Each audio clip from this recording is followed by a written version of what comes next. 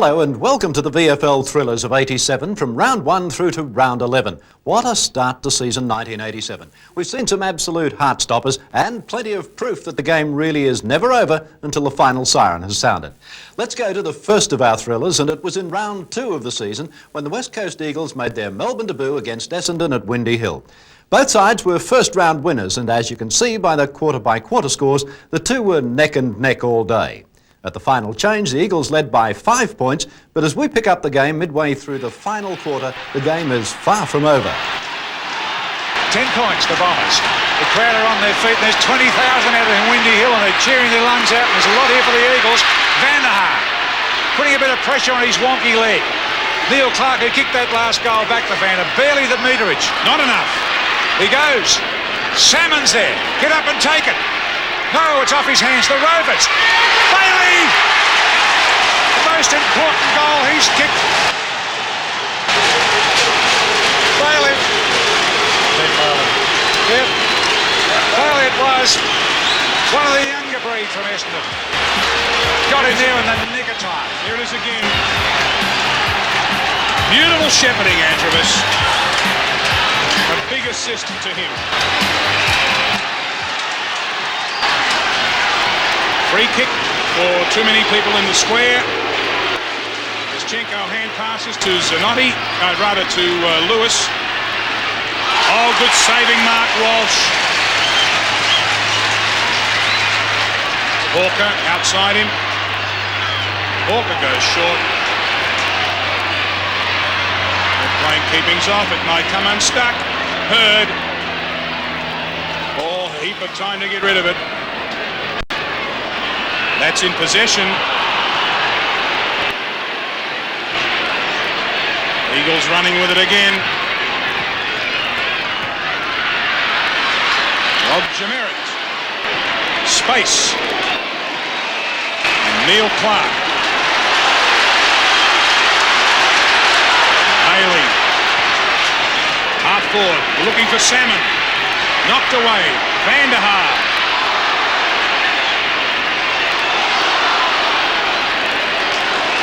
Roll it up. The Essendon fans think that's pretty good. Been fantastic. Dick Mason and John Nichols with the lead change 13 times and level 7 times. Certainly been a wonderful match for the Eagles' first visit to Victoria at Windy Hill. They lived up their reputation. The ball out to the centre. Hurt to Antrobus, and he was caught red hot there by Wally Matera. That was a good tackle. Rover on Rover. A little Eagle grabs it. Not a bad kick out there to Zanotti. He's been a useful player. Clark's got him, but he shrugs him off. Good play, Zanotti. He loves to run from the back line. It's a good kick on the run as well. Up to full forward. What a mark there. Bennett. Big, strong fellow. He's got himself into position many times. He's hard to climb around, but as you saw, he took that one right on the grass. They're 16 points down at the 20-minute mark in this final two. A lot of fight left in the Eagles. Good straight, hard kick. That's a goal to Bennett. That's his third. Yes, that certainly is Darren Bennett's best attribute. He's very strong. He's a very good kicker of the ball, but his lack of pace sometimes in the forward line has been a problem. Essendon have kept on running the ball out of the Eagles' forward line so easily all day that it's made it so hard. And obviously Alexander is aware of this because at most stages they've only got one big man in their forward line.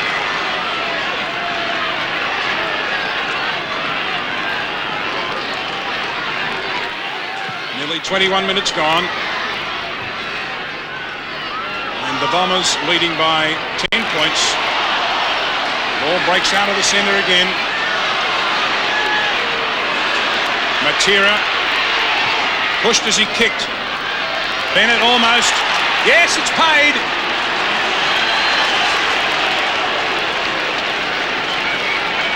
Big strong man has 3 goals. And will be firing here for his 4th to reduce the margin to 6 points.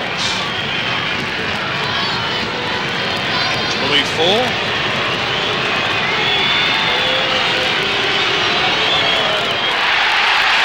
missed comprehensively. So it's still 10 points the difference.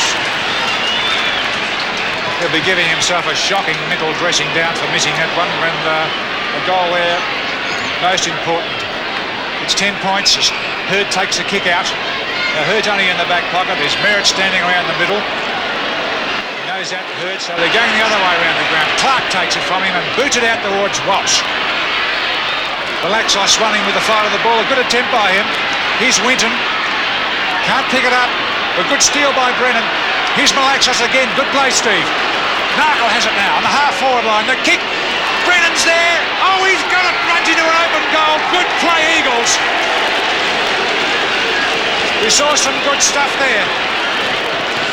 Yes, a great effort on the wing to hold the ball there and take it off Essendon. Lewis tackled well again, contested well. Renstead was involved.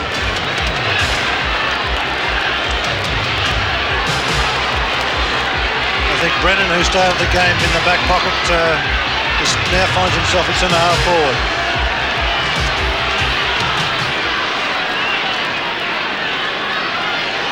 Apart from Bennett, the full forward, he's their only height up on the forward line.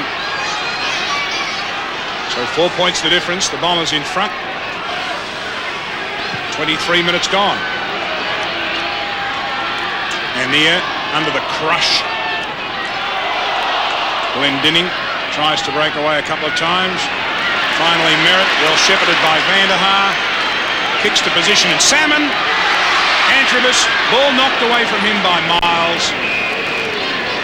Essendon in attack, their right forward pocket. What a great game of football this has been.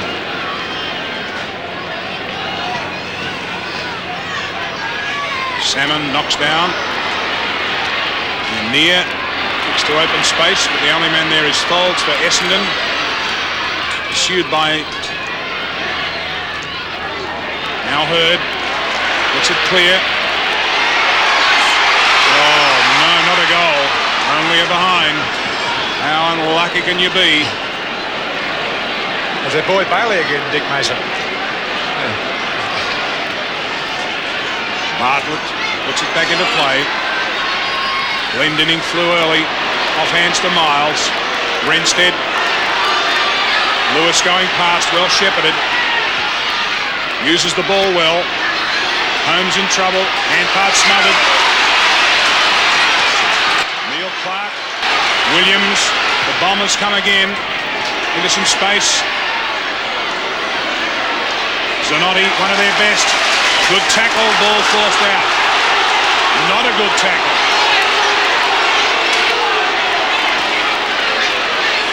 Five points the difference. Essendon 118. The Eagles 113, close to extra time. Play on now. Zanotti to the centre of the ground. Good knock away. Anea, number 16. Tap back to him. Good play by the Eagles, getting it out to the wing. Francis, his opponent, Lamb. What a great two-out duel that was.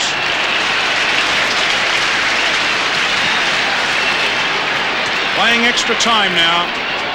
Essendon leading by 5 points. On the outer wing, Roger Mirror in control again. Desperate players dive on the football. The umpires letting it roll along too. No, they're not. A free kick coming back this time to Gary Foles for a push in the back. He's played on the wing today with Narkle, his opponent, for his 19th kick. The veteran of the Essendon side, and I'm sure his first pick on Thursday night. Vanderhaar, yes and no. Baker had it. Gastev, number 30. Zanotti, he's been a good player for them. Runs with the ball and clears it well. Into Holmes. Oh, he had it. Dropped it. Balloons it. Crunch. Bennett can't get there. Peter Francis caught but sweeps his foot through it. Tough play, Winter. Good backing up Clark. That's Neil Clark. Good mark. The other Clark. Stephen Clark.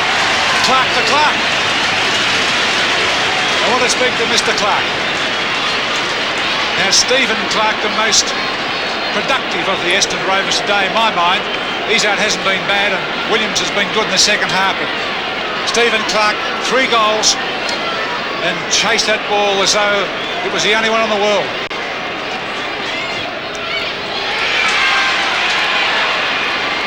He's missed it, but not by much. We've got a goal the difference. The Bombers lead by 1 kick. 17-17 to 17-11. Essendon have had those 6 extra scoring shots. 27 minutes gone.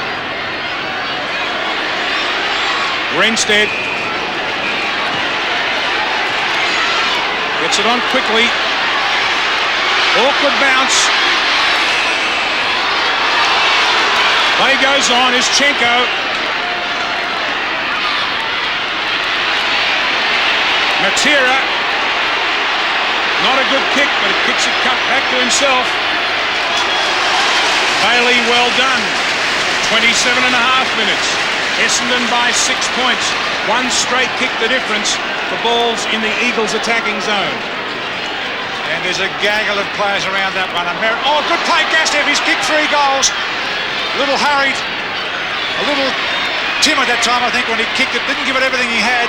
Or taken away from Peter Francis too easily. Oh, touch. That kick came from Lamb. Could have been a goal. 28 minutes.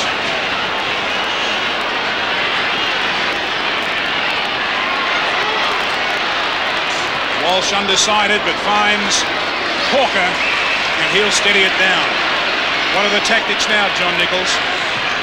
Well, I think the few points in front, Essendon can't think they've got the game won. They've got to be positive and just attack and try not to make mistakes. Beautiful pickup. Trouble outside. Izzard taps on. The boundary is close, and that for the moment is sanctuary. 28 3/4 minutes. Essendon by 5 points. Throw against Miles, and Essendon can wrap it up here. A free kick to Merritt. Goes short. Salmon the lead. Not marked. Down the ground. Baker. Plenty of time to get rid of it. The umpires penalised him for hanging on to it too long. What's the score time, Dick? About 29 and a bit, is it? 29-21 at the moment. And it's still 5 points, the Bombers. And the Eagles in possession on the Eagles' back line. Lewis has it. To Glendinning and Van der Haar. Oh, beautiful judgment, Glendinning. A real pro effort there, a Brownlow medal effort. It's his 14th kick from the middle now. Holmes is there for the Eagles. Over the top, a smart rover required. Lamb it is, gets it, kicks into an open goal. Hawker will get there before the critical bounce to a nicety, Hawker. Around to Winton. Seems a bit sore there on the half-back flank now. Ishinko! He dropped it. Grabbed by Antipas. The handball's bad to Izzard. He's surrounded. Grabbed there by Miles. Pulled down. And very cunningly put it across the line. Only seconds remaining in this magnificent contest at Windy Hill. Merritt taps down. It's all Eagles. McNish breaks away. Oh, what a mark! Bennett! 1 kilometre in the air. It was a great kick. He may almost reach the distance, even from 60 yards out, 60 metres. Oh. Off the side of the boot. The pressure got to him. Eagles in front. Lamb grabbed off his kick. There's the siren. And Essendon have won. Essendon home by 5 points. 17-17, 119 to the Eagles. 17-12, 114. The major goal kickers for the Dons. Steve Clark, 3. Anthony Danaher, 2. Salmon, 2. Flood, 2. And for the Eagles, Holmes, 4. Gastev, 3. Bennett, 3 were the main goal scorers. Repeating the final scores, Essendon in a fabulous game, 17-17, 119. The Eagles, 17-12, 114. And so the West Coast Eagles would have to wait another day to notch up their first victory in Melbourne. The major goal kickers for Essendon, Clark got 3, Paul Salmon 2, Anthony Danaher, Ezard and Flood 2 apiece, whilst for the Eagles, Holmes booted 4, Gastev and Bennett 3 and McNish 2. North Melbourne skipper Wayne Schimmelbusch had to wait until round 4 in the match against Geelong for the long-awaited 300-game milestone. That match was played at Cardinia Park before a crowd of just on 19,000 people, and I think most of the football world were hoping North could pull it off for Shimmer. At three-quarter time, the Roos had edged their way to a 23-point lead, but with players like Ablett, Turner and Lindner to contend with, North would be forced to keep the pressure on. By midway through the final quarter, Geelong had pegged back the Roos and trailed by just 4 points. North were determined, however, to fight it out for their skipper. So a 4-point lead to the visitors. As Terry Bright puts the ball back into play, he's looking for Michael Turner. Turner's in front, fine mark. Good possession. Through the centre go the Cats once again. That's Bairstow, kicking towards Ablett. But he's outpointed by Schimmelbusch on this occasion. The 300-gamer and Ablett have had a great battle. Schimmelbusch has emerged on top. Good Shepherd. And the mark pulled in easily by Brownless, who's obviously playing a kick behind the play. He in turn finds Russell. Russell had attempted or thought about playing on. The man standing the mark was Cracker. Now he's called to play on. Picks up towards half forward once again. Exel in front of the pack couldn't recover. It was Lindner who recovered best. Shot on goal by Lindner is going to fall short of the mark. The running player is Couch. But he can't get there before the ball crosses the line and goes into touch. 16 minutes gone, last term. North Melbourne by 4 points in a cliffhanger at Cardinia Park. And Geelong have picked up their game in this final term. Smart rovers required. That's Abbott, and his hand held. Here's Scott. Get out of the way. Russell. That's the shot. Schimmelbusch in the nick of time, right in the area between the goal post and the point post, just half a metre out. Taking plenty of time. Now, who's he going to kick the ball to? There's not too many out there. Stevenson's the tallest, but he's a bit slow. Oh, up and out of Billy Brownless. What a final term he's put in. It's his 4th mark. He's starring and the confidence has come running back to him.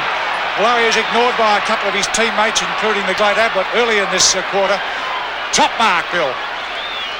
He kicked the goal, running away from John Mossop. That's a long kick, but it's... Oh, it's a gem. It's a gem. He's put them in front. That's the best and most important kick of the match. His 3rd goal. And he's taken over from the Bairstows and the Milnes. Lindner's rather in this final term, and the Geelong fans and players are ecstatic. They lead by 2 points. Yes, I'm sure Brownless, Bill was going to prove the selectors that he should have been in the side all the time, and with form like that, how can they leave him out? 17 and a half minutes gone. Geelong in front by 2 points now. And a big punch by Burke. A knock on, but North Melbourne have possession. Race away from the centre once again. And it's Holt on the right bit. Puts them forward once more. The ball hits the ground. A chance now for Arsieri. Tries to tow the ball forward. Comes back and fights on the ground for too high the tackle. And the free kick goes to White of Geelong. Along the grandstand flank now, looking for Burke. He's tall ruckman and captain.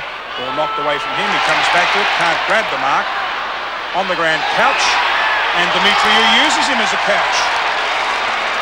And the umpire says, free kick for that there. Paul Couch. From halfback. North Melbourne have not scored a goal in this final quarter, but the Cats have rattled on 4. So it's a big Geelong finish. Here's Russell. All the Geelong players are desperate. They've got to win at home, in fact, to make the whole situation worthwhile. I think they've got North on their knees at the moment. Geelong players seem to be running better. Brownless in top form, taking 4 marks, kicking 3 goals. Beaten for the tap there, Jimmy Cracker. Just off his feet. Scott, down to Mick Turner. He's got lots of pace, but he's got a wheel around Holt. Gets it through well. Steadies. Kicks the long ball up there, Ablett. Lindner gets it instead, but it wasn't his ball. Play on. Jamie Stevenson to Larkin. from halfback into the centre. Demetrio flummed it. Here's Landy. Good play, Landy. Smuggles it out the back door to White. Up in the arms of Terry Bright. Quickly across the couch. Oh, he ran into trouble. Geelong have lost possession. Exel's got the fit of the fumble's a bad one. Terry Bright, one of the great campaigners, lots of forward experience across to Scott. He's 40 metres out. He goes for the goal. Linder. It was Crocker who swatted it through from behind for the wrong side. That's all he could do, so the Cats get another point. 3 points the difference as Crocker goes to the outer side. The ball hits the turf without being touched. Raced by the big fellows. Brownless in front now. Push. Larkin playing his 50th game. Possession to Law, but attack on. Demetrio back to Stevenson. North going forward into attack. Boss there. Cracker into his back. Bruns to tidy up. Oh, if he can find it. This way, that way. Bruns kicks forward again. Not a good kick. It could bounce into Ross Smith. Smith. Possession further afield to Demetrio. Sean Smith taps further forward. North Melbourne's hand pass. Smith being held without the football. Will he get the free kick? Well played, young fella. Free kick to Sean Smith. Drives North into attack, Jeff. Oh, where's those long arms? Good play here by Troy. Back to Landy. Brilliant kick to Turner. Almost a Turner. Outmanoeuvred by Holt. Good play, Holt. Mark Dwyer. Or David Dwyer, rather. What a kick. Goal! And there's a gem, and the North Melbourne team are back in front. It's his third goal, just over the 20-minute mark. Seesawing match. The pressure's back on Geelong. Yes, persistence paid off for North Melbourne. A series of several tackles across the other side of their half-forward flank, over to David Dwyer, and kicked a miraculous goal from the boundary to put them 3 points in front at the 20-minute mark. 21-minute mark of the last quarter. It is in ruck again. Big punch by Burke to send Geelong forward. Off the ground. Oh, that must be a free kick. No. Law comes away with the ball for North Melbourne. Cracker flies high, takes the ride and the mark on the 50-metre line. Phil Cracker puts his hand up and says, whoa, steady down, boys. This will be his 10th kick. Phil Cracker. 3 goals and is probably within range for this one. Could need some tall timber. Takes plenty of time about this one. Will kick it from the 50-metre line. On its way. Distance. A goal. 4th goal to Phil Cracker. And North Melbourne edge to 9 points in front. 128 to 119. Here's the fly again by Phil. Knee in the back, push in the shoulder. Both hands on the footy. Yes, 2 minutes off time on, a valuable goal for North Melbourne. McCann has done better at centre bounces. Well, Geelong need 2 goals to win. They're 9 points down, and Burke rating very well. Young Scott gets it, runs into trouble in Law. Has another go at it this time. Kicking up Abbott will have to fly over Schimmelbusch. Oh, he did! Oh, he hit him or leading out of the way. Now Abbott's kicked 3. Schimmer's had a great match in his 300. It's something to be celebrated and also something to be remembered. This is his 10th kick. They're 9 points down. About 22 and a half minutes into the final term. It's a lovely kick from Ablett. But he's missed. So it's North by 8 points.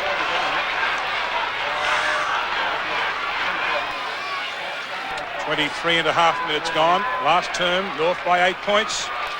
Ball back into play. Big fellows flying for it.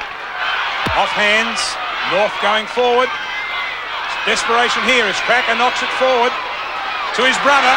Inside under his left boot. North looking dangerous. Short pass to Dwyer and he marks. Good play, Cracker. Pinpoint pass. What a gutsy mark by Dwyer, running the same way as the ball. Yes, a knock on from Phil Cracker firstly to Jimmy. A beautiful pass, well judged into the spot, and a very courageous mark by David Dwyer, who kicked a goal about 1 minute ago to put them in front.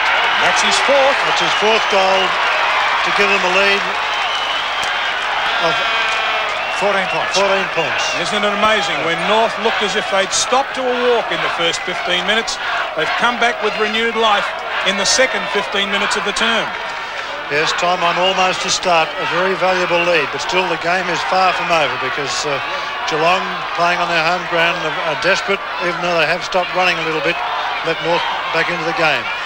Well, worth reflecting that Geelong had kicked 4 goals and North Melbourne had not kicked a goal in this first term, and the Cats had taken the game from them, and now North Melbourne have been back in it, or are back in it. They've kicked their 4 goals in short time.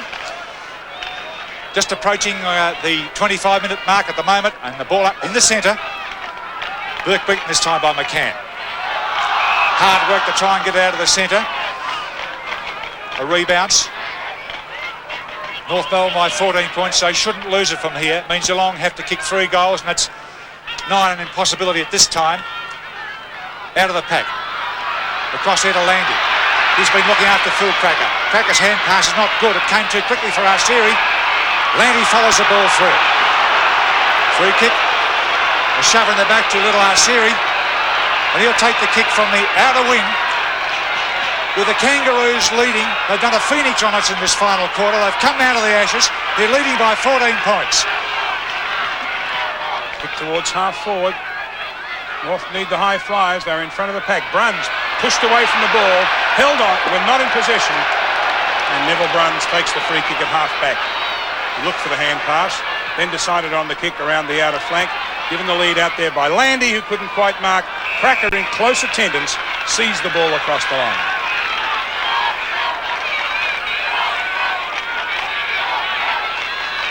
(16) McCann. And a 15-all job. Tied up there is Russell. The ball held to him, so it'll be bounced. 26.5 minutes gone, time running out for the Cats at home. McCann's big fist sends North running again. German. Larkin back to Dwyer. 50-metre line for Dwyer. Into the goal square. What a climb by Brownless, but couldn't pull it in. Stays in play, is out. High tackle, free kick. Bill Brownless will get the free. So hurry back, Bill, and take your kick. That's his 7th this quarter. The Geelong fans will be saying, I wish it was the other end of the ground, and Billy's really dropped right off in confidence now. That was a dreadful kick. It's a free, of course, to North Melbourne. It went out on the full, and it's Matthew Larkins to take it. He'd have to kick it from the 50-metre line. He does, but doesn't kick it very far. Only just a few metres to Stevenson. 5 this quarter for Stevenson. And Stevenson off and on the field. Need a change, Spence. With North, he's taking his time, of course. Why wouldn't he? Time running out. They're 14 points in front. Stevenson having a shot for goal. A long, positive kick. Just a little fade on that, and it's a behind. So a 15-point lead to North Melbourne. And they've been playing for 28 minutes. Short kick in, marked by Boz. Can't afford to take that much time, Mark. His 14th kick, the Geelong supporters tell him to get a wriggle on. Looks for Ablett, ball punched away from him. A lot of players hunting around the ball. North Melbourne leading through Larkin, had the ball on a string there. Short pass, a gem. Arsieri runs over the 50-metre line. Fires away at goal, and it's bounced through for a behind. So North finishing full of run, where they looked beaten to a frazzle in the first 15 minutes of this quarter. With Geelong kicking the first 4 goals, North have done all the attacking since then. 136 to 120, and the mark taken by Bairstow, and the 15-metre penalty for the late tackle by Sean Smith. The Geelong players will be wondering and scratching their heads just what happened. How did North get back into it? Well, sheer persistence, I suppose. Troy to Ablett and up to Lindner. Now Lindner, by the way, has booted 6 goals. He's been a star, put in some fantastic football marking, long kicking.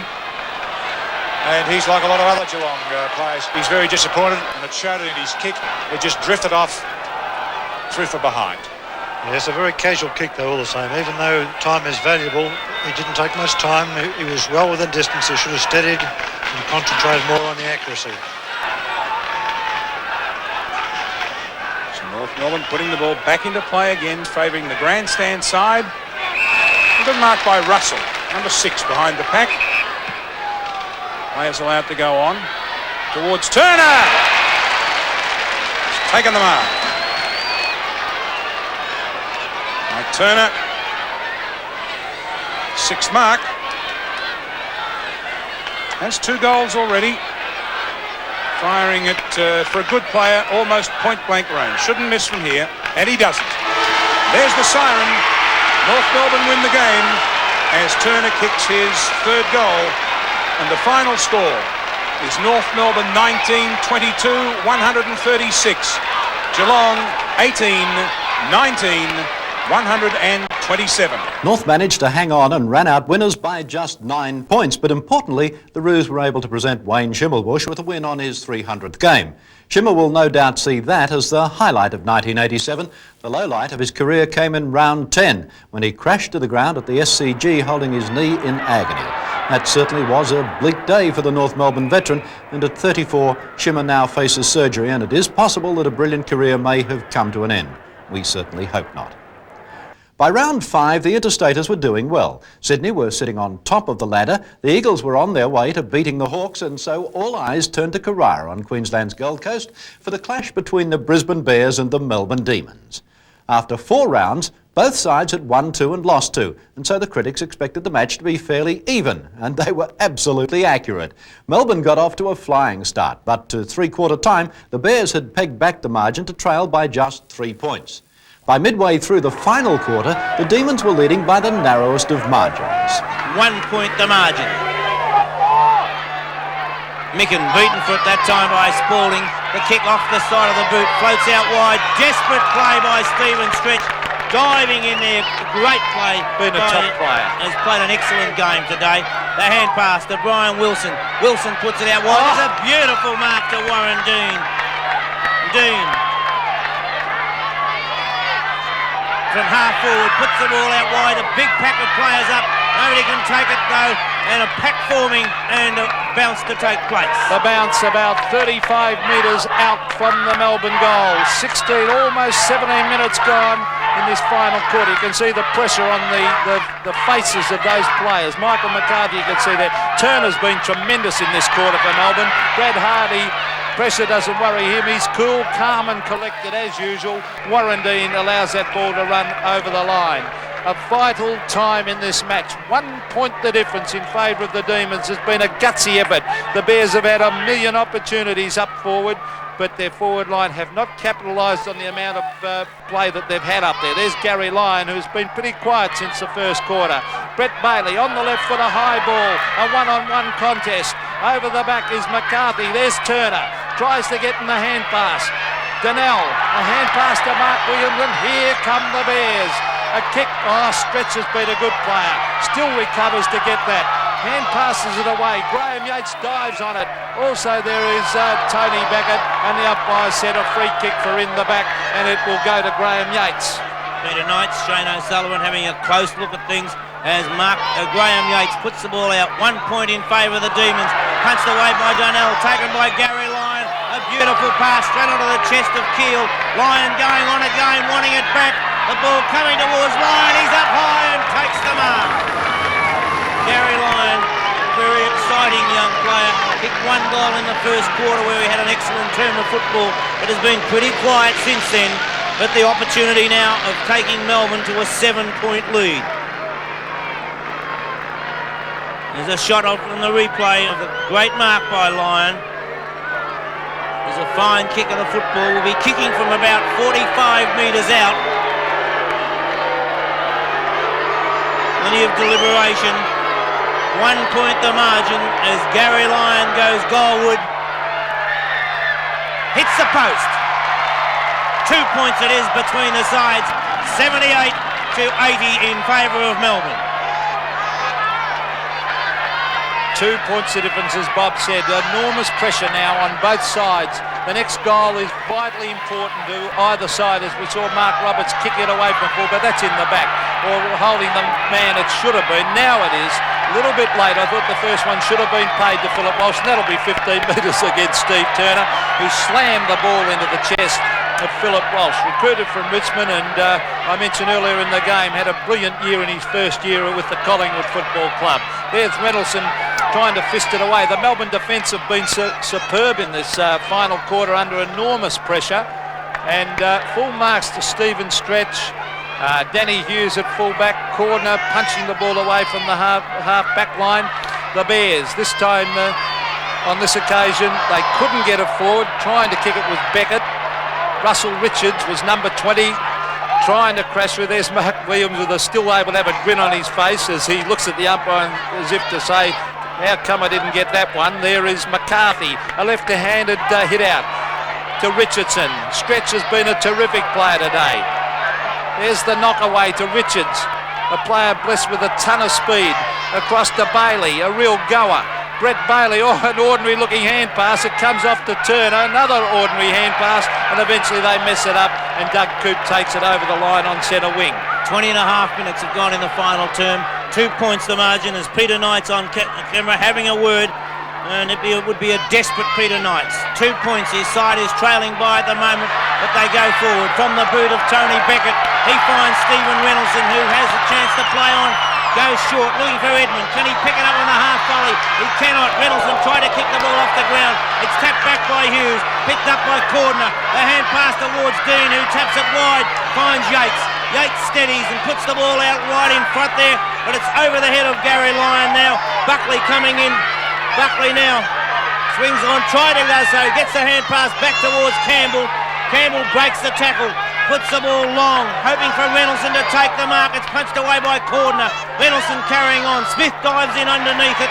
The pack forms and a bounce will take place with 21 and a half minutes gone. 2 points the margin. And the player we were surprised was taken off, Ben Harris, about to come back on the ground, who's had a brilliant second half. Here's Adrian Batterston. He's a real little goer too, and there's been, I reckon, 40 goers out there today in this match. It's been a terrific game. Not highly skilled, but tremendous endeavour on both sides. There's Ben with the big shoulders. Have a look at him make a brilliant American quarterback, as we see at the base of the pack. Richardson receiving from his teammate and Peter Smith. Here's a chance for the Bears. Peter Banfield centres the ball to half forward. Over the back was Grinter. Couldn't take it. Oh, bad hand pass. Danny Hughes on the base of the back, trying to keep possession. He's still got it. He crashes his way through. Smothered off the boot. Phillips to Rains. Rains from 40 metres out. Fires it, goes. Comes back, but not enough, and through for 1 point. So the difference is 1 point, the difference. 79 plays 80, 22 and a half minutes gone in this final quarter. Enormous pressure on all players. Danny Hughes about to bring the ball back into play for Melbourne. Mark Roberts comes off the ground. Harris on the ground, punched away by Cordner. Out towards Dean. Dean can't handle it cleanly. He's still there playing the ball forward. Does it well to get it to Brian Wilson. Wilson goes short looking for White. He can't trap it the first time. Adrian Batterson's there. Keeps the ball in play well. Should have given the hand pass across. He's tackled by Waterson. Breaks the tackle. Now he gives the hand pass to White. White goes down towards Turner in the forward pocket. But out there comes Donnell for a courageous mark. Donnell plays on immediately, knowing that time's ticking away. 23 minutes have gone as Donnell with great pace runs right up the ground, gets around again, another bounce. That's 4 he's had. 5, can he keep possession? Lyon comes after him, a great piece of play by Lyon. Keel can't pick the ball up. Buckley comes out, tried to get the ball forward to Hardy, cannot do so. The pack forming as Keel gets the hand pass out, but it's intercepted by Buckley. He gets it out now with a hand pass out to Walsh. Walsh down towards Edmund in the forward pocket. Punched away by the big fellow in Hughes. Can Williams keep it in play? He cannot. Over the boundary line it goes as we see Mark Roberts getting treatment on the boundary line. The Bears and Melbourne both having injury problems. 1 point the margin in favour of Melbourne. Here's a chance for Steve Reynoldsson. Can he be the hero for the Bears as he kicks it high? Hughes at Edmund. Jimmy Edmund flies. I think it was touched. It was. And you wouldn't believe it. The scores are dead set level. minutes into this final quarter. And how must he feel now, Peter Knights? Danny Hughes, he's been a gutsy player all day. He's put enormous pressure on his opponents. Up to half back, kicked off the ground. A chance for the Demons. Oh, brilliant tap across. That was great play, Sean White, to Warren Dean. Dean to Peter Moore, who was badly hurt up there, but he's battling away up at full forward, contesting.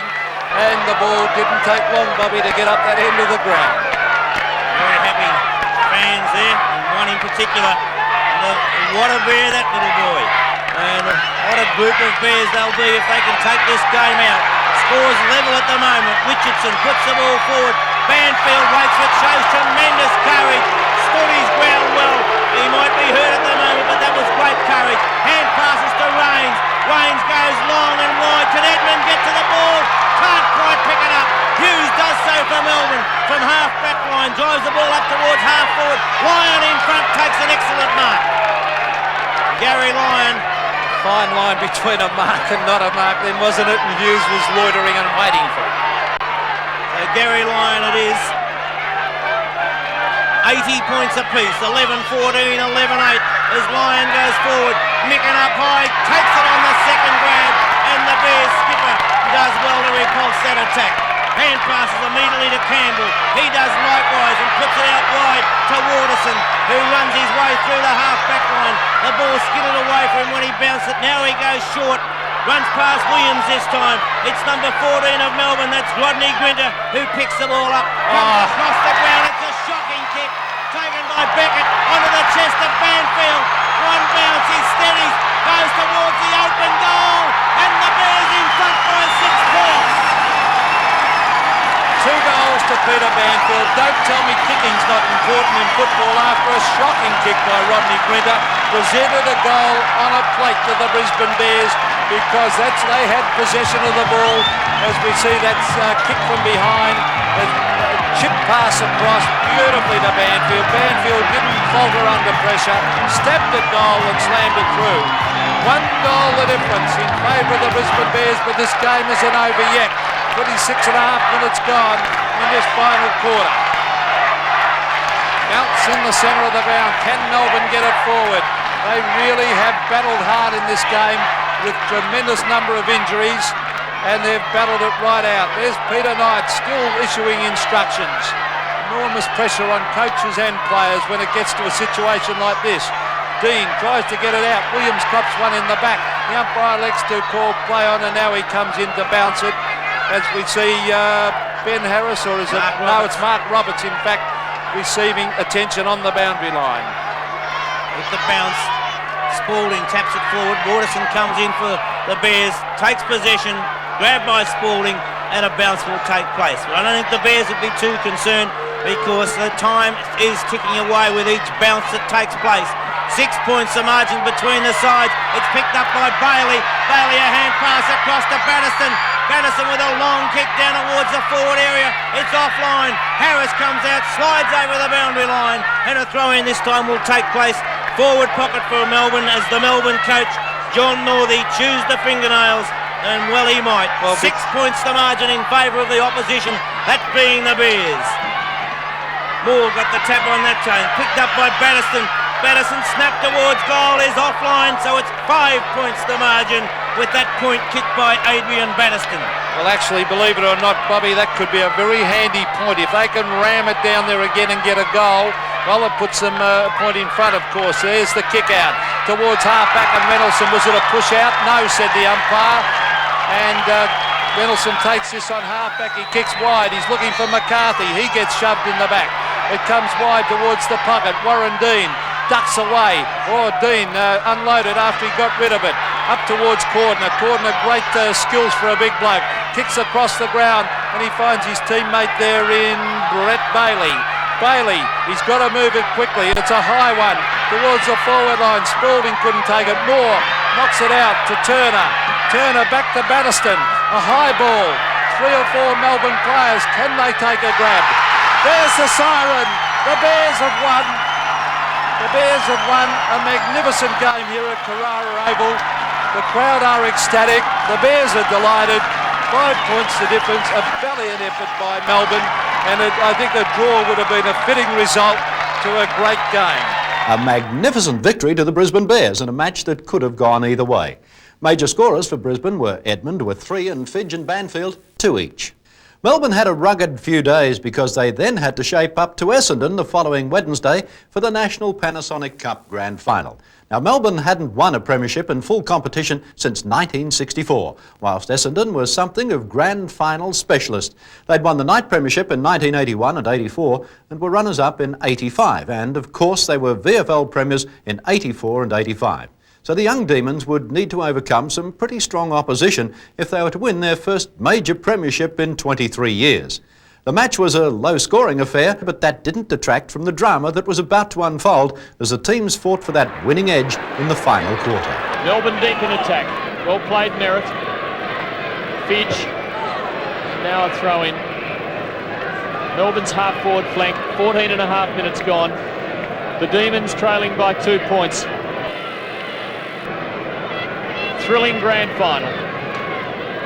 Steins in front. Seemed to get the knock, but straight to Williams it went, perhaps with Merritt's help. Now Folds. Back towards the centre line. Walsh front position, stretched the flyer at the back. Wilson looking where he was going before he picked it up. Pushed in the back. And takes a free, much to Van der Haar's frustration. And will put Melbourne back into attack from the wing. An absolutely fearless player is Brian Wilson, out to stretch, down to centre half forward it goes. A punch there by Salmon. Picked up and there goes Ryer. It's down towards the teeth of Melbourne's goal. An awkward bounce. Sean White gets it out to Dean, or is it Johnson? Kicked away by Duckworth. Duckworth follows on. He's well shepherded by Danaher. And Billy Duckworth is going to get the Bombers out of trouble. Left foots it down, looking for Tevin Walsh. Up above him went Danny Hughes and the ball is over the line. And well played Essendon, in particular Duckworth and Danaher. Well, great shepherding by Danaher. That enabled Duckworth to carry that ball some 40 and 50 metres. The ever reliable showing their colours. Walsh beats Steins. Grinter. Back to the centre line. There's nothing there for Melbourne. Salmon. Nice mobility then from the big man. Into half forward. Stretch the big thump. Folds in midfield. Puts the Dons back into attack, but they've got nothing up forward. 2-on-1 in Melbourne's favour. They should win the exchange, but Coop can only take it over the line.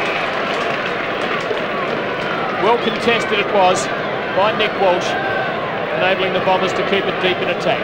And Merritt, who's now at full forward, comes out to contest with Steins.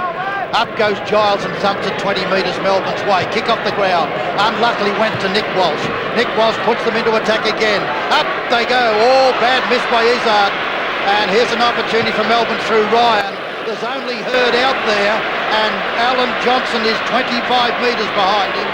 Hurd picks it up, runs away, will boot them back into attack right down to where Danny Hughes and Steins are there. Steins misses what he should have taken. A brilliant smother by Yates. Steins fights for it again.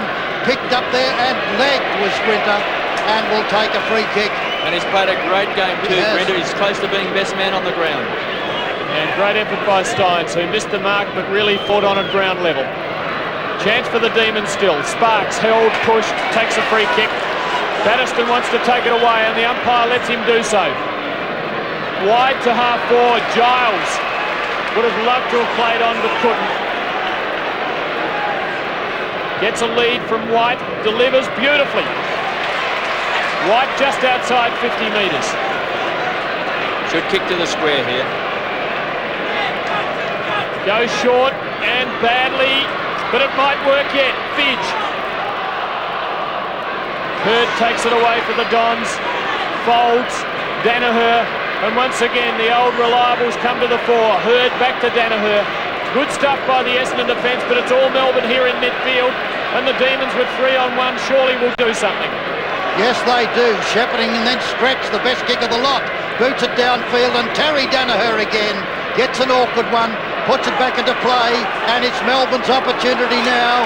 It's driven by Batterston to the goal square. Underneath it from back Fidge. Oh, he almost held it long enough. It'll be taken through by Duckworth. It's not taken through. He wanders away. and Fidge so nearly took that mark, and the Bombers are out of trouble at the half-back flank. What a thriller. There was no mark. Now Williams from half-back for Kevin Walsh. Melbourne getting there in numbers, but this time it's taken away from them. And in fact, a free kick. Bad tackle. To Dean Bailey. Now Williams to half forward. Not much there for Essendon. Well done, Hughes, who went for the line quite deliberately. The umpires have ignored that all night. Fidge injured in that exchange up in attack. He must be feeling so frustrated that he couldn't hang on to that mark. Just another half a second did he need to. Down from Steins, and Walsh well played this time by Sparks. Oh, and a big leap from behind by Salmon, who's been absolutely brilliant.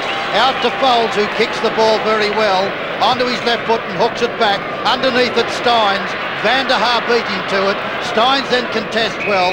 Van der Haar underneath it all is also fighting valiantly, and the umpire will bounce it. Still plenty of time, 20 minutes gone. The Demons 5-point losers on Sunday at Carrara, trailing by 2 points in this grand final. Williams long towards goal, curling off direction. Well played, Johnson. Oh, he's done very well, straight down the middle. And good delivery, Yates. 3 Melbourne players there, that's a good hand pass. Wilson, further to Grinter. Melbourne mount the attack from the centre line, he goes wide. Well played, Winton, and well played, Lyon, for a throw-in on Melbourne's half-forward flank. Well, he certainly has been superb across that half-back line, Grinter. That kick up there, Dean then. Dean sort of didn't actually attack the ball. He was trying to just hip his opponent out. He should have actually attacked the ball and went for the mark. And Thompson out wide. Shane Hurd. Beautifully to Williams, centre wing. Williams back to the half-forward line. Steins in front. Nick Walsh from behind. Recovering best is Melbourne. Spalding gets a hand pass, it's danger. Steins over, well played Ryan, back to Spalding. Spalding better hurry, gets his kick eventually. Out wide it goes, and where's the chance now for Bailey? Frustrated by the brilliant Danaher, but Ryan misses it. It goes through his legs. Terry Danaher legs him, the free should go to Ryan, and it will. And Terry is furious with himself, but he definitely legged him, and the free kick goes to Ryan. 21 minutes gone. Essendon were in front by 1 point at the 8-minute mark and 1 point now at the 21-minute mark. Ryan long, very long, beyond half forward. White in front. No Rovers there for the Dons. Push in the back by Johnson. Salmon's free kick at half back. And Melbourne's every attempt to regain the lead frustrated. 10 kicks to Salmon. Out to Kevin Walsh, who's got a bit of time. And a man there in supporting Winton. To Merritt at the 22-minute mark. 54 plays 52. The Bombers in front by 2 points. 26,000 people at VFL Park. I'd say 20,000 perhaps barracking for Melbourne, the underdogs. And they're giving a great sight. Johnson wide. Bailey with space. Long to full forward. White in front. Scouting the pack though, Hurd. Pressure, pressure, chance for the Demons still. Throw in the forward pocket. Oh, it was a chance for Peter Keel, the fresh man on the ground, to grab it cleanly with the one bite. He failed to do that, and the opportunity was gone. And both teams have been absolutely magnificent the way they've contested, and here's a great player in Salmon. Sean White up to him. Keel is tackled late. Duckworth a rock in defence, and there's another rock in. Danaher kicks to the boundary line ever so cleverly. Ever so clever was Terry that time. It's out of bounds, but the Demons are still in attack. They're trailing by 2 points only. 8-6 Essendon, 7-10 to Melbourne. Only one goal kicked in the quarter. It could be the decisive one, kicked by the Bombers. There won't be a lot of time on. Now Johnson, good centering kick to within 20 metres. Almost a mark to Giles. And now a ball up, just a kick's distance from goal. And even a behind would be handy, Kev, for Melbourne. If they could kick 2 behinds, they've tied the scores. Yes, well, they're still in this game, Tim. They've been magnificent in the last 5 minutes. They've had the ball up in their forward line, but they just can't score. But from these ball-ups, this is where a quick kick out of the pack can get it for them. Wilson out wide to Giles. He's got a good run. Danaher tackles him. Giles to the ground. Back it comes. A left foot snap. Bailey. And it's through. It's Brett Bailey. He's kicked one sensational goal, and that's another one, and the stand has erupted. The Demons have taken the lead. They batted the ball up forward. Giles went to the ground. Here it comes. Giles out to Bailey. That was great play there by Giles. He scooped it out. Bailey on the left boot. That's his second great goal for the game, and he's played a tremendous game. And look at the excitement. Now, can Melbourne hang on? Beyond the 24-minute mark as play restarts. Melbourne in front by 4 points. The Demons have their claws around it, and they don't want to let it slip now. We're 30 seconds away from time on, and there might only be about a minute and a half or 2 minutes of time on. Well, Danaher and Duckworth have repelled attack after attack. Whether they can keep doing it remains to be seen. Elshaw puts the Dons into attack. Tremendous courage from Stretch. Waiting under a hospital ball. Play on is the call now. And he does it well, but kicks towards the line, and it's out on the full. So an Essendon free kick forward of the wing. And a lovely long Foles kick it is, and Roger Merritt goes up and Hughes is there too. Well played by Bailey again. Underneath, over the line, marked on the line by Foles.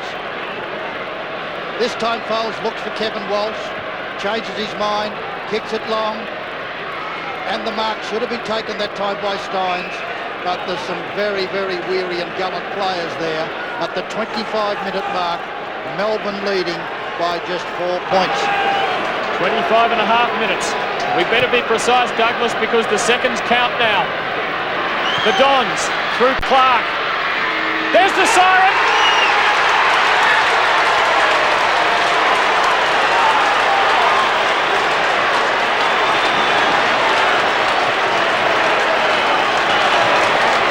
The Demons, for the first time in 16 years, have won themselves a premiership. A great victory and a long-awaited one for the Demons, and I must admit I couldn't help but feel happy for them after seeing the jubilation on the players' faces.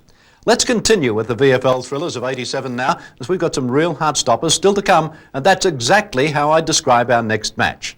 The Sydney Swans and the Carlton Blues had fought a torrid battle for top spot on the VFL ladder, and so it was only fitting that they should have to meet each other to decide the honours. The Swans actually jumped the Blues in the first quarter and maintained a handy lead throughout the match.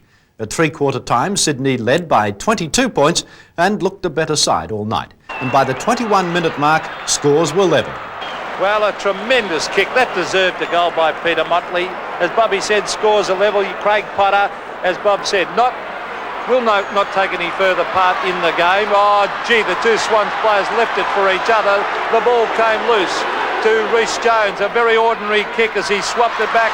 Here's a chance for Greg Williams. He tried to do too much, but it might come off. No! Oh, that was poorly done, brilliantly done, in fact, by Johnston. But the Swans really messed that one up. It's deep down in the forward line for the Blues. Great play, Johnston, but gee, they messed around with it there, the Swans on half-back, Murray. I think that's just a sign of tiredness there, Peter. A lot of those players just are really physically exhausted and are starting to make those errors. Right in that forward pocket, about 15 metres out from the Carlton goal. A goal here would make it very, very handy lead for the Blues. It's still there, close to the boundary line, and the players go to the line and over with it. That was Steve Wright. Scoreboard, dead set level, 22 minutes gone in the final quarter. There's the big fist away, Bays beautifully. Oh, the umpire got in the way. As the crowd aren't too impressed with that, Motley picks up to Meldrum, touch through, and the Blues hit the front. And I would say that is the first time in the game that Carlton have led, and that is by 1 point. Swan fans not very happy with the umpire getting in the way of Paul Hawke, but that's the way the luck goes. As Madden takes a lovely mark, coming across in front of Browning. Far too tall for Mark Browning. There was nothing that Browning could do, and so Justin Madden, 70 metres out from goal, certainly won't make the distance, taking plenty of time. Madden straight down the ground. Henwood punches the ball away from his teammate. Bolton under pressure. The Swans making a few mistakes now as Gleeson picks the ball up. Can't get it clear. Bayes kicks it off the ground. It comes out wide to Bernie Evans. It's Evans along with Murphy. Coming in as Dean. Browning comes in to put him under pressure. Murphy comes in as well. Gets one too high. It'll be an advantage rule as Steve Wright comes away with the ball. Puts it up towards half-back. It runs past Dorotich. The loose ball's there. Smith and Dorotich. Dorotich got a push. Coming in was Glascott. He's tackled. Loses it. Kennedy gets the ball out towards Richard.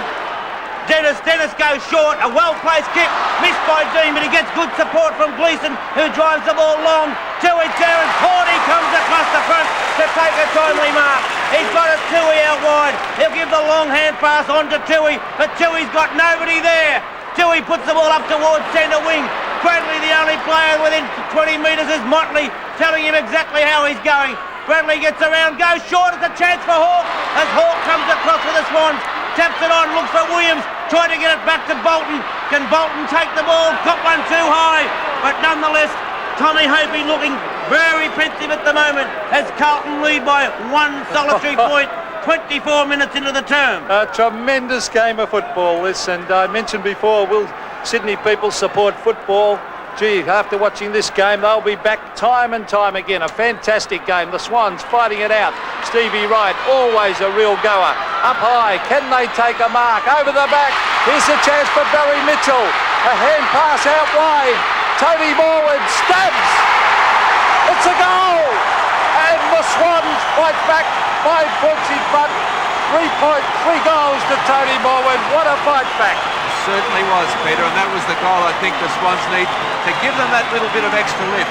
Legs are getting tired, but that's going to be the spur they want.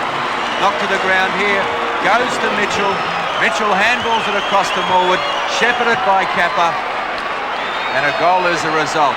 Certainly going to be what the Swans need. They can't win from here. Time on to play, a vital piece of football. 5 points the margin in favour of the Swans. Ironmonger gets a tap, taken away by Bradley. Bradley drives the ball down towards the half-forward line for the Blues. Punched away by the Swan defence, and it comes towards Wayne Johnson. Johnson breaks the tackle onto the right foot. A high floating kick.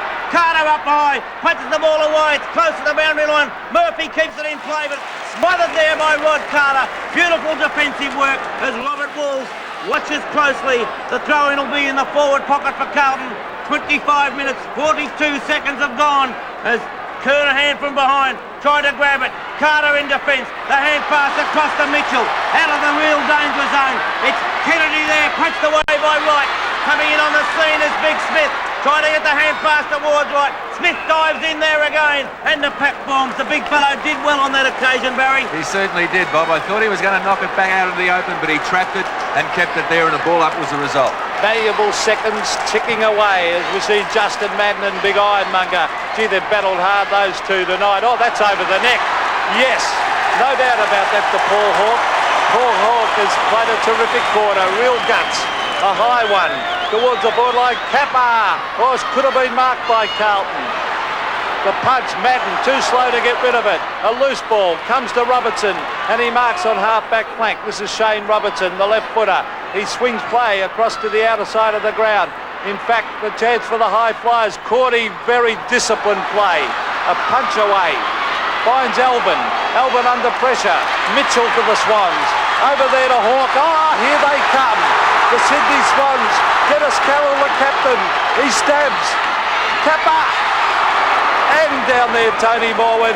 And it's a point, but a handy point, because at the moment you can see the emotions of the crowd, because that makes it the even goal, the difference in favour of the Swans.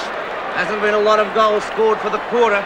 Carlton have added 3 goals. The Swans have only added 1, so it won't be a long quarter. Bernie Evans in the van as he takes it on the wing. Plays on immediately, comes around his opponent, comes into the centre. It's a shocking kick though. Straight to Smith, who plays on with a hand pass out to Browning. Browning goes short. Bolton's got a panic now. He can run and put the ball wide. He steadies. Now he'll drive the ball long up to the forward area. Tony Moore from behind. No mark taken. Players come from everywhere as they're diving in with sheer desperation, but it's what the Swans want. It's bottled up on the forward line. The clock ticking away. 28 minutes about to come around. It won't be a long quarter of football. 1 goal kicked by the Swans. 3 goals by Carlton in this term. As the loose ball kicked off the ground by Elvin, taken by Williams, can't get the ball clear, now he does so. The hand pass comes out to Mitchell. Mitchell puts it in towards the square. There's the siren, the Swans have got our winners by 7 points. 13-15, 13-16 in fact, 94 with Carlton on 12-15, 87. An absolutely magnificent spectacle under the lights of the Sydney Cricket Ground, and full credit to the Carlton Blues who fought it out to the very end. But victory went to the Swans, and with it the top spot on the ladder. And if you don't believe how quickly fortunes can change in the big league, stay watching. Round 6 saw Essendon and Geelong just outside the 5 and obviously very keen to improve. The two teams were drawn to play each other at Windy Hill, and coach Kevin Sheedy was desperate for the Bombers to redeem themselves after a 54-point walloping at the hands of Carlton the week before. Geelong, on the other hand, had beaten Fitzroy by a massive 75 points, and coach John Devine was eager to add Essendon to their list. Essendon got off to a flying start in the opening quarter, but after that the match turned into a neck-and-neck struggle. At three-quarter time, the Cats led by 7 points, but by 18 minutes into the final quarter, the Dons had regained the ascendancy, but only by 4 points. Brownless came off, actually, Peter, and Schultz is on, and it's a bit of a desperate move by the Cats. Brownless hadn't done much for a few minutes. The kick in towards half-back. Oh, it's overrun by all Essendon players, and Geelong scramble. That half-back is Billy Brownless, looking very, very weary. Takes a breather on the bench. Umpire Dorr. Burke, tap towards Bruns. Williams sees the ball safely over the boundary line for a throw-in. It's slightly into Essendon's scoring area, a long way away from their goal. Burke and Merritt. Burke gets the tap out. Here's a chance now for Russell. Kick up towards the forward pocket area. No mark taken. Lindner tackled as the ball went to the ground. Francis intercepts right up against the boundary line. As a matter of fact, the boundary umpire right on the spot, and Francis obviously just gone over the boundary line for a throw-in. 65 metres around from the Geelong goal. Merritt gets it down. Schultz, number 23, new player for Geelong. It's trundled out only as far as Bruns. Turner has 2 to beat. Oh, picked up by Scott. This little fellow's kicked 2 on the run. Has he hooked it enough? He has! Great play. Well, 3 goals, and you really couldn't pick which one was the best. I guess in the situation, that one was, because it's put Geelong in front. But look at the Essendon players here. There's 2 of them just waited, and Scott was the only one who really attacked the ball. And onto that trusty boot of his. He's kicked 3 goals on the run, and that couldn't have come at a better time for the Geelong side. The Cats lead by 2 points. Burke. Francis fumbles. Schultz taps it on. Bairstow on Hurd. Bruns tries to crash his way through. Here's Scott again. Handball's out. Christensen. A long one, into the square. Has it gone through? It's a goal. Yes! The Geelong big man in the goal square gave the indication that Christensen had kicked a great goal for the Cats. They're 13th and they lead by 8 points. I don't know, Christensen kicked that from a long way out. And there's that man again. Handballs it out to Christensen. He's kicked that from 55 metres out at least. And well done again by Ablett to shepherd it through. Well, 8 points is a big lead at the 21-minute mark. It's picked up by Walsh in his 100th game. Can he revitalise the Dons? Behind the pack, arriving Clark, met heavily. Throw in the pocket. And there's Baker off the ground. Leon Baker. That's after he left that one for Scott to run through and kick the goal. Mistakes not tolerated as Burke Stoneham now for the Geelong. Fends off Williams, kicks to the wing. Ricochets off Russell's chest momentarily, but he keeps going. Williams steals it away from him. Kicks high. Barnes is the flyer they want. Boss for Geelong. Keeps it in front of him on the hands and knees. He gets it to Cleve. Chance for Clark. Bruns pulls it back under his body. Out it goes. Geelong clear. Buse. Handballs. Boundary line or a teammate will suit him, but it's gone the way of the Dons. Now it's Exel for Geelong. Kicks to the wing. Up high, Lindner. Down on the ground, Francis. Off to Merritt. This looks promising. Folds for Essendon. Outside 50. Up to the edge of the square. He's looking for Big Barnes, but it's Boz who knocks it away. In the pocket, snap it goal from Clark. One behind. The difference, 7 points. They've played 22 and a half minutes. Either team can win this one. Terry Bright taking plenty of time at full-back. Bright goes for the long one, out towards half-back. He doesn't quite get onto it. Burke in front. It's punched away towards Essendon's goal. Folds. A long hand pass into the pocket. Kicked by Watson to the front of the square. There's a chance for Hawker. Barnes, running through. Essendon interfered with no. Hawker on the bottom of it. Can't break clear, and umpire Dorr decides on a bounce. Only 12, 13, 14 metres out directly in front. And Geelong desperate to protect their lead. They lead by 7 points, and we've played 23 and a half minutes of the last quarter. Burke against Walsh, the 230s. Burke down to Watson! He's missed it. Oh, well rode by Tim Watson after Geelong won it in the air. Burke just tending to fist it at the moment. They can go anywhere as Terry Bright gets away just after the flags have finished waving. No one to kick to. He gets a good shepherding, draws the man and gives it to the skipper, Damien Burke. A wobbly old kick up to the wing. A bounce, an awkward one, but he does it well, Duckworth. Handball will go to his opponent in Turner. Tries to tap it for Scott. Down goes Bailey with one in the back. Dean Bailey centre wing for Essendon. Handballs to Duckworth. Fumbles, caught by Lindner, but gets it to Folds. Up towards half forward. Hawker leaves it forward. Barnes! Good talking from the youngster. He said, leave it, Glenn. And Barnes, in trepidation, wants to pass it if he can. You see Hawker there. And the mark was held for long enough. He'll kick from just inside 50. He's kicked 3. Make that 4! Essendon to within. Well, no, it's tied up, all tied up here at Windy Hill. And what a game. Coming up to time on now. And there's Barnes, he's a real Spring Hill Jack. He's got a fantastic leap and a sticky pair of fingers. Scores a level. 25-minute mark of the last quarter. Time on. Merritt, Burke. What a finish. Both sides desperate. Umpire Mitchell. Christensen. Kick to half forward. Out in the open. Close to the boundary line.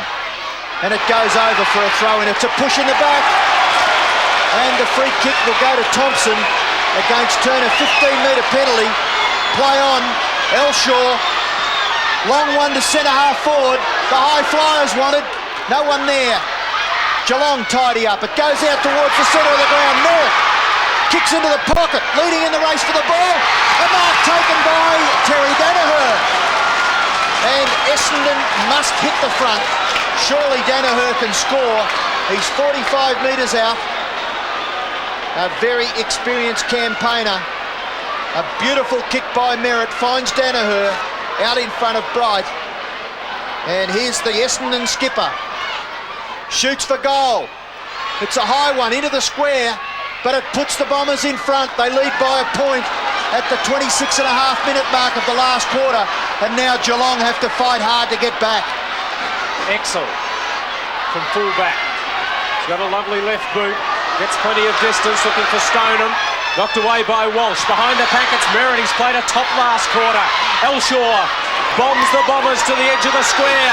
Barnes couldn't quite get it on the rebound. Exel, cool. Out for the running Bruns. The Cats to half-back, not a good kick. Spilt by Folds, tapped by Hocking across to Scott to the wing. Arriving too late, Van der Haar, but behind the pack he's got Thompson. Caught by Troy, play on. Francis for Essendon. Kicks towards half forward. All Geelong here. Boz in front, a good mark. 27 minutes gone, they can't waste time. Christensen for the Cats, over the centre. And he finds Troy. Troy plays on quickly. Baker looking anxious on the bench. Troy comes in towards centre half forward. Geelong need to mark this. It's up in the goal square. Turner at the back. Merritt desperate. Ablett desperate. All players desperate. The ball on the ground, Merritt in there for Essendon, and a bounce will take place only 40 metres out from the Geelong goal, and we've played 27 and a half minutes. Essendon lead by a point, 96 plays 95. What a finish. Taken out of the air by Russell, but only as far as Bailey. Taken by Ablett, snap! Through from behind. No, kept in play. Brilliant work by, was it Van der Haar down there? Oh no, it's out of bounds on the full. It's a free kick to Geelong, only 35 metres out. Well, Van der Haar, he did miracles down there. The Flying Dutchman to sprawl and keep it in play. And it's Superman for the Cats, hoping he will live up to his nickname. His snap stopped from going over by Van der Haar, and then he's put it out in the full. The clock says 28-13. Get them away 10 metres back, says Gary Ablett. He wants to score. He might have done more than that. No, it hasn't scored. Duckworth. Yes, it's a point, Peter. No, the goal umpire has signalled a behind. Well, looked as if it hadn't crossed. Scores a level. The boundary umpire prepares to throw in. Has to hand it back to Duckworth to get it to the full back instead. And we've gone 28 3/4 minutes. Well, Elshaw with the football, deciding that he may want to run with it. Now he decides to loop the handball out to the back pocket. Francis. Essendon desperately trying to get the ball forward. Barnes again, plays on. Hawker in the centre of the ground. 29 minutes gone. Hawker into the forward pocket. No mark taken. A chance for Bright. He punches the ball towards the boundary line and it goes over for a throw-in. 25 metres around from the Essendon goal, and we're 29 minutes and 22 seconds into the last quarter. Scores level at Windy Hill. Boundary throw-in. We've had 7 goals kicked in the quarter, so there might be a bit of time on. Burke wins the tap. Williams can't keep it in play. 29 and a half minutes gone. Scores all tied up at Windy Hill. The Bombers have the chance. A score, I'd say, would win it for them. The 230s towards the boundary line. There it is. It's a draw. A tie at Windy Hill. Well, they don't come any closer than that, do they? 120 minutes of football, and not even the final siren could separate the sides. And so the scoreboard calls it a draw on 96 points apiece. Now we come to round 7, and by this stage, Sydney are a game clear on top of the ladder, and many experts are freely tipping the Swans for the grand final and possibly that elusive premiership.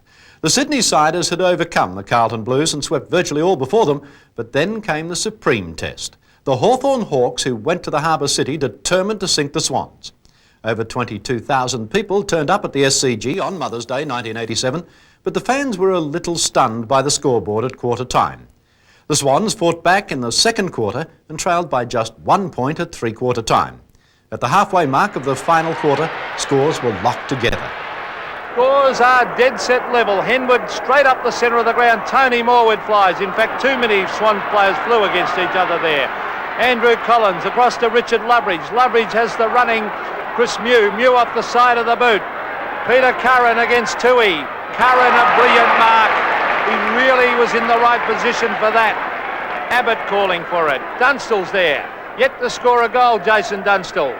Carter from behind. He'll head for the line. The ever-reliable Rod Carter, and he puts it over the line. You couldn't wish for better. 16 minutes gone. Tony Smith warming up. Sydney second on the ladder. Hawthorn third. Which side will give? 102 points apiece as Healy takes the ball out of defence. Jenke in the front position. It's punched away by Bowes. Picked up by Murphy. The long kick towards centre half forward. Capper in front. Punch towards right. He gets the hand pass in. Hawke picks the ball up. Back onto the across the ground.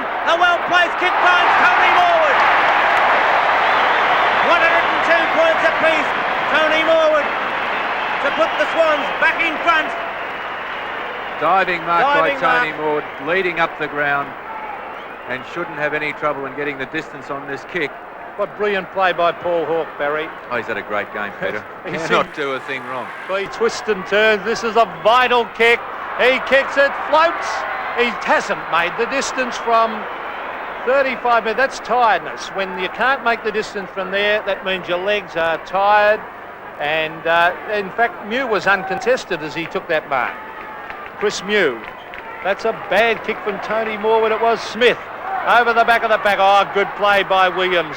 Now it's Big Ironmonger doing the wrestling. In he goes after it, and the bounce will take place. I can't believe that. Even a point would have been handy, would have given him the lead. There's some very tired boys out there at the moment, Peter, I think, and well, they deserve to be tired after the game that they've played today.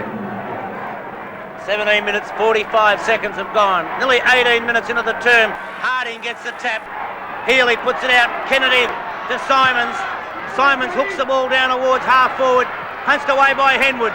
Michael Tupp, a magnificent player today for the Hawks, drives the ball down, coming across the front. Tui loses it. Dunstall hooks it across. Curran waiting for it. Curran will give the hand pass across to DiPiero Menigo. Over to Platten. Platten under pressure. Puts it back to DiPiero Menigo. DiPiero Menigo. A goal! Well, they certainly went around a long way about kicking that goal. Bertie Domenico running down the ground into that open space, accepting the kick from Dunstall, and here we see once again on replay one of Dunstall's few kicks to Curran in the centre of the ground. Handball to Dipper, moving down the ground, fumble a little bit over to Platten, and he runs around back to Dipper Domenico. Good piece of teamwork from the Hawks there. And don't tell me there's not luck in football. Luck's a fortune. One goal the difference. A bit of luck there on half-forward flank. There were 3 against 1 and a lucky bounce. But here comes Paul Hawke. He gets it out wide to Morwood, who can't pick it up. They dive in on the ball, and the umpire will come in and bounce it halfway between the centre wing and half-forward flank for the Swans. Don't give up the ghost yet, the Swans, because although Hawthorn lead by 6 points, the Swans are great fighters. We've seen them come from behind in many games. Ironmonger looking very tired. Loveridge has had a great second half. Down to Curran. Curran smothered off the boot. Craig Holden's got it. Oh, dispossessed. In they go after it. Centre of the ground, and it's a line ball. And once again, umpire McDonald will come in and bounce it. The players today are so adept at tapping the ball away from another player who's got possession. 6 points the margin, almost 20 minutes into the term. So approximately 8 or 9, maybe even 10 minutes, depending on any goal scored, left in this game as Craig Holden's kick, not a good one. Loveridge puts the ball down towards the forward pocket area.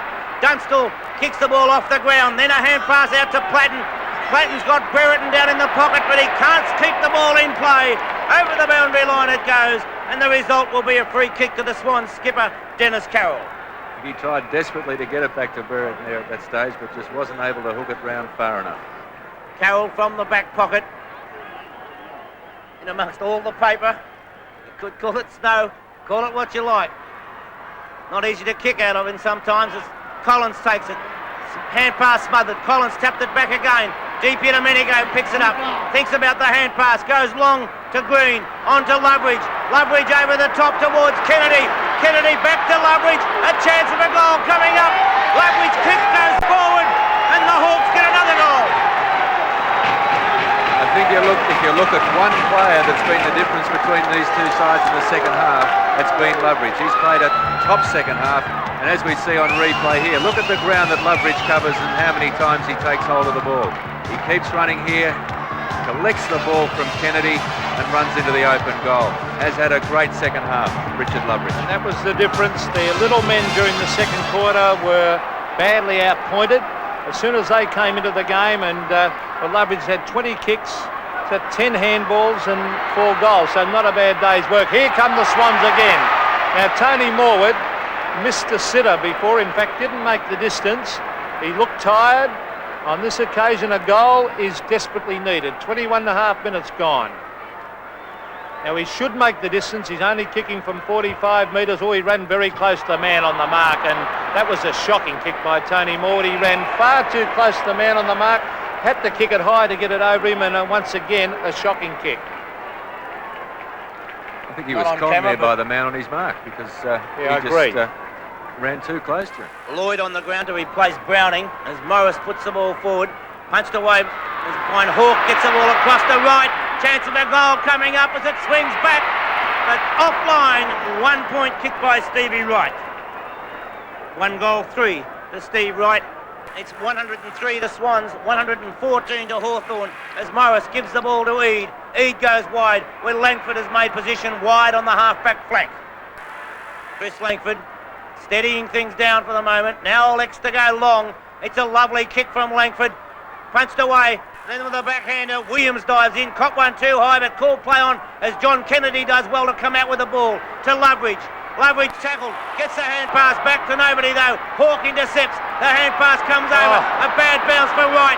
DP Domenico has the ball taken away by Stevie Wright. Gets the hand pass back. Tapped away from Murphy. Murphy still diving in there. Puts the ball back. Picked up by Tui. Tui taps the ball out to Bays. Bays a long snap towards goal. Bounces truly, and it's a great goal to Mark Bays. What a top goal that was, Barry, for his second. A great goal by Bays. Again, just the complete opportunist. And there was some really desperate stuff there. We saw player after player fall over just as they're about to get hold of the ball. Murphy was one, battled desperately to get the ball out.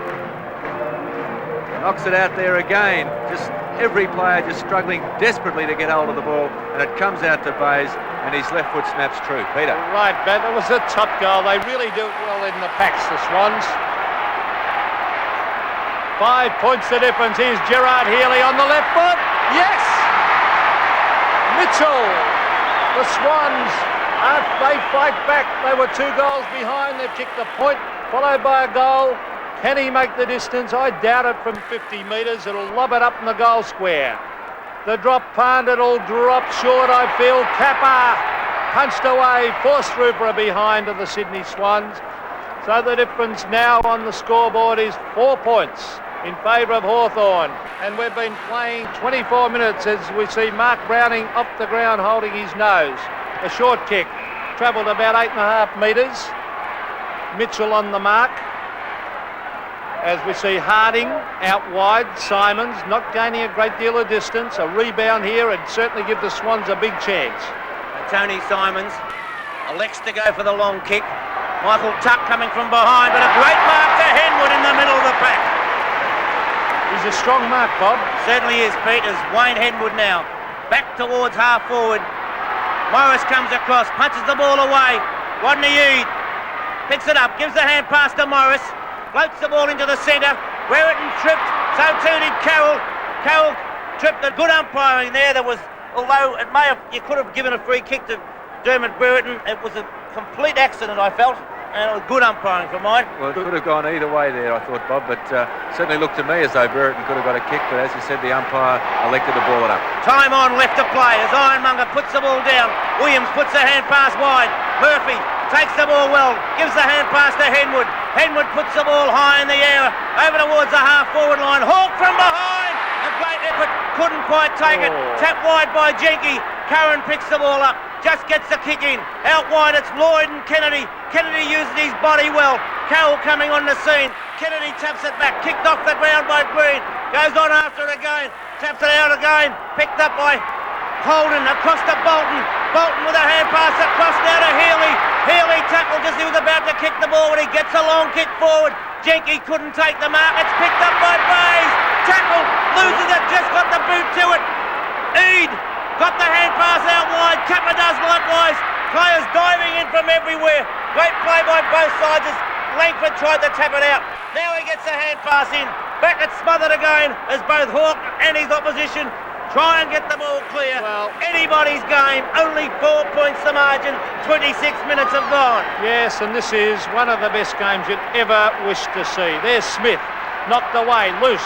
Loveridge has been brilliant since half-time. It's all the Swans out wide. Now, will it sit for Tui? Yes, Tui's got it. Oh, did he drop it? No, said the umpire. Danger, because Kennedy's got it. Oh, caught with the ball. That's holding the ball, I think. The umpire already signalled out of bounds for mine. I think he's going to pay it to the Swans. The umpire had already signalled out of bounds. Well, it's the Swans coming forward through Bolton. Kappa! Yes! The pressure, enormous pressure here. Warwick Kappa, and look at the Sydney fans. Warwick Kappa, not a great kick normally. He's only 25 metres out. Have a look at this in replay. The ball floats. Kappa is there. Hasn't had it the best of days. He's kicked 2 goals. If he kicks this, the Swans hit the front by 2 points. What pressure. Warwick Kappa, is he up to it? Have a look at the crowd in the background. Apprehensive as Warwick Kappa concentrating. Oh, a funny looking run in, but it's a goal! And the Swans. And listen to that crowd go absolutely 2 points. berserk. 2 points in favour of the Sydney Swans. What a finish of this game. Kappa, a strong mark just in front of goal there, and kicked truly. I must admit, I wouldn't have wanted my house on it, Bob. Replay, deep get a minute ago. Oh, there it is. I think that's why it was a free kick. It may have been out of bounds. The replay now, Warwick Kappa taking the mark. Strong mark. Maybe a match winner. 2 points in favour of Hawthorn. Ironmonger takes it, gives it towards Williams. Platten picks it up. Ironmonger's in there again, and there'll be another bounce to take place. I'll give Ironmonger about 10 votes today, but he's been fantastic. 28 minutes have gone. Harding puts it wide. Simons tackle, loses it. Platten puts it off the ground. The hand pass to Kennedy. Knocked out of his hands by Healy. Back to Williams. The ball back in the Swans forward area. Eade, a great mark. Ball player by the umpire. Mitchell picks it up. Floats the ball forward. And there's the match winner now. 8 points the margin. And that's the game, I should say, for the Sydney Swans. I thought Rodney Eade was a trifle unlucky not to be paid that mark. I would have paid it. But anyway, the Swans was there through, I think it was Barry Mitchell who picked the ball up.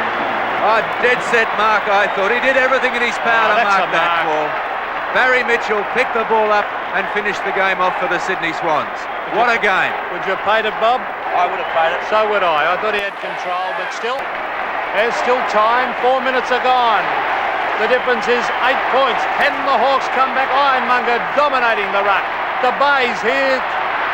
Swans have never beaten the Hawks up here at this ground, but they might today. The ball comes loose. Williams has been fantastic as usual. There's the siren. The Sydney Swans, to the delight of the crowd, have beaten the Hawks. 18-14, 122. Greg Williams looking absolutely delighted. The 17-12, 114 Barry, one of the best games you'd ever wish to see. A great comeback by Sydney to snatch victory by just 8 points in one of the best matches ever played at the SCG. But, as I said before, fortunes can change in the VFL, and that's exactly what happened to Sydney following their great victory over Hawthorn. Suddenly, losses to Fitzroy and Geelong had sent the Swans sliding down to 3rd spot, with the prospect of meeting North Melbourne at the SCG, a ground where the Roos have a no-loss record.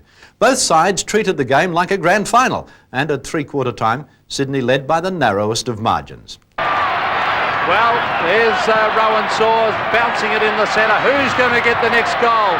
Maybe the next goal scorer will win the match. There's Williams ducking the head. Oh, Neagle comes out of the pack with the ball. He kicks it wide. Hawke from behind. Steele in front. What a good effort. The umpire didn't play it. Graham Cordy, take it away, Larkin. Brilliant play, Steele. Out wide. Oh, is that a free kick? Yes, said the umpire, for too high. Don't know about that one, Barry. What about you? I thought Healy committed himself to that tackle perfectly. Demetrio puts the ball up towards half forward. Larkin in front. Stood his ground well. Backed into it and took a courageous mark. Matthew Larkin has the ball on the half forward line. 2 points the margin between the sides. 135 to 133 in favour of the Swans. Punched away. Jimmy Cracker tried to burst his way through. Coming through was Love. Is he pushed in the back? Yes, he is, according to the umpire. I was probably more inclined to play a free kick to Jimmy Cracker. I think he took a dive, Jason Love, but he could be the match winner, Bobby. Jason Love has kicked 5 goals in the second half, 2 in the third quarter, 3 in this quarter. As Jason Love comes through, No free kick for mine. Certainly took a dive, Bob. Certainly took a dive. But he's got the free kick, and it's 2 points the margin. Will it be a lead of 4 points? Goal number 6. If he kicked it, he's kicked it. 6 goals. Jason Love, what a performance. Started on interchange, and he's not the match winner yet, but North have hit the front. What a great fighting comeback as we look at Jimmy Cracker. He is fantastic, isn't he? Certainly is, Pete. Great effort by Cracker. Poor tackling nonetheless as Jimmy Cracker forced the ball through and set it up. 4 points the margin in favour of North Melbourne. Approaching the 26-minute mark, 4 points in favour. Mossop gets the tap, driven forward by Steele, the best man on the ground. He's continued right for 4 quarters. Jimmy Cracker comes in. Rod Carter taps the ball back. Neagle gets a hand pass across to Browning. He's kicking towards the centre. Steele once again. The hand pass to Demetrio. The short kick comes out. Crocker takes it. Steadies play up for a moment. Crocker should have the long shot at goal. 45 metres out from where he'll be kicking. Hasn't had a lot of time on the ground today. Bobby, they were 26 points behind at about the 15-minute mark. Been a magnificent fight back by North Melbourne as Darren Crocker puts them forward. Long kick. 10 points the margin in favour of North Melbourne. Great goal to Darren Crocker. Well, 2 of the young players have certainly done everything right for North Melbourne in this quarter. Jason Love and Darren Crocker almost been match winners for the North Melbourne side during this final turn. We see on replay Browning clearing the ball with not one of his usual good kicks. Went short, handball across to Demetrio, kicked it across to Crocker, and he marked strongly. Back in the centre once again. Potter back on the ground. Spent most of the day on the interchange. What a mark, Bob. Probably too far out to score, but he's been not covering enough ground. There it is again on replay. Drives the ball long as we see the replay of the mark. David Ackley it was who took the timely mark in defence. Ackley from the square, puts it out wide. Cordy, Crocker, no mark. Cordy comes through, well tackled, taps the ball forward. Crocker gets the hand pass in, picked up out wide by McDonald. Bill Cracker puts the ball wide with Peter German. Got time to come towards it. Going close to the boundary line. He's quite happy to see it go over the line. Time running out. 28 minutes approaching. Tommy Hafey not too happy at all. They may have thrown it away. 10 points the margin to North Melbourne. Well, who'd want to be a coach after seeing that? The ball is fisted away. Here they come again, North. Harris and Carter. Carter in front, fisted away Harris. Here comes Rod Carter. Couldn't grab the ball. It's on half forward, but it's a free kick for in the back to Carter. Is there time? 3 minutes and 17 seconds have elapsed of the time on period. They need 2 goals, the Swans. There's Big Ironmonger. A low hand pass, Hawke. Caught. Hand pass to Thripp. Terry Thripp. Flattened as he kicked it, but that was hip and shoulder stuff. It was fair enough, and he kicked it out of bounds on the full. Ackley steady in this last quarter.